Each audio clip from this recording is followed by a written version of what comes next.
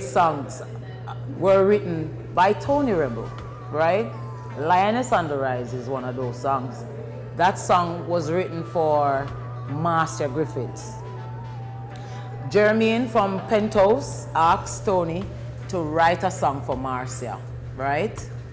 And knowing Tony Rebel and how much he loves his artists and people like Marcia would mean a lot to him, he decided to write the most wonderful song. So being around him all the time, he would write a line and he would say, all right, sing this Queen and make me hear a female voice sound singing it. And I was just going along and just loving this song so much.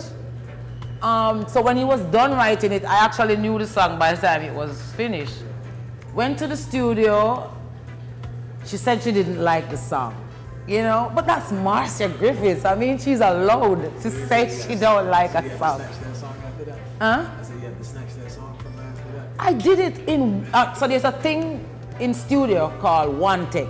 That means you go into the studio, the mic is on red, and you go off and you don't stop until the rhythm is done. And that's how I voiced Lioness on the Rise, because I knew it so much. Lioness on the Rise was one take? One take. From you hear, are you ready, straight until Jermaine pressed the red button, the song was done. And the rest is history. It's the most beautiful song. The courage to come out and say certain things. And from what I understand, your mother was, how would I say this? She was would she be considered like a Rasta elder almost? Yeah, man, she was a real warrior queen. Yeah. She was she was from somewhere serious, you know, in her past, from Africa. She could sing like a bird. She was such a beautiful singer. She was supposed to be the next big thing when she met my dad. Time Your pop's a singer. Derek Morgan. Morgan. A singer too? Yes. And yes. you know when I interview these people, I interview a lot of people and I see a correlation between the bloodline with things, whether their pops was an engineer and they own a sound and they was a singer director. There's very few people I've interviewed that been on a level where they don't come from a musical bloodline. Yes. I didn't know your mom sang. My mom, she's such a great singer. And you know, maybe I have to give you that exclusive interview because I was somewhat of a love child because she wanted to break so much. She left country, came to Kingston from her Christian home and everything. She had me when she was 25 years of age. I was her first child. And she wanted to be a star so bad. And she met my dad. Derek Morgan was the biggest thing those days. Any artist, including Bob Marley, you know, that wanted to come through would have to go to Greenwich Farm to do their auditions. So I became what came out of that audition with my mom. You know, they had a relationship, they fell in love with each other, and I came.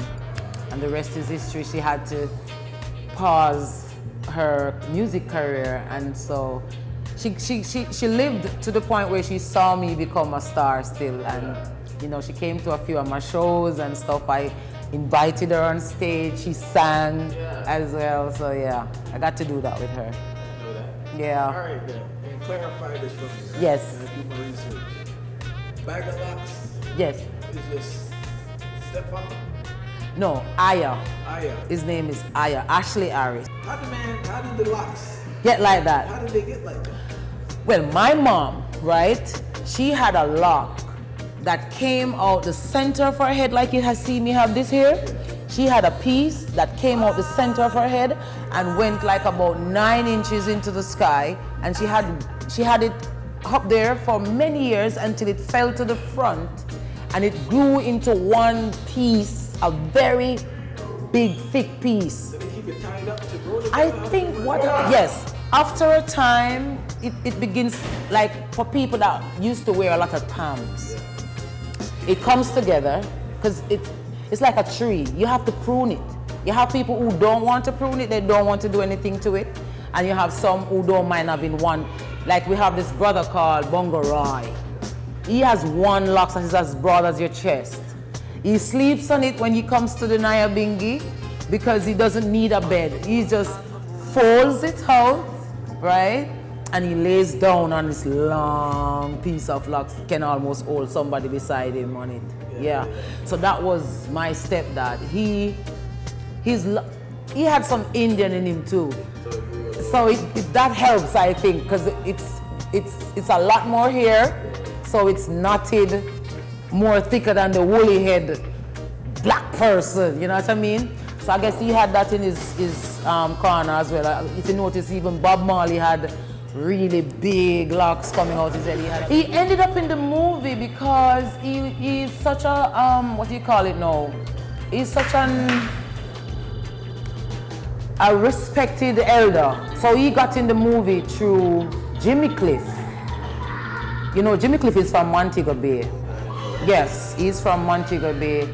And so my stepdad is also Montegonian. So they all knew each other in those days.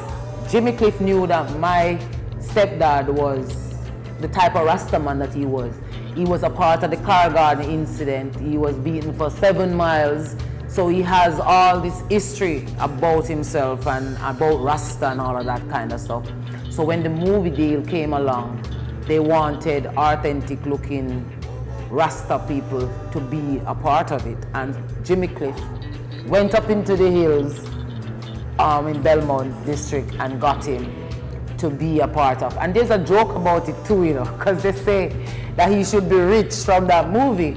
I know you had children before, right? But with the new young one, how have you been balancing career and motherhood? That's a question I always have to do before I answer, because at the end of the day, there's no excuses when you become a parent. Whatever it is that you're doing, you have to pause and fit your kids in. And that's what we try to do. We create a balance with family.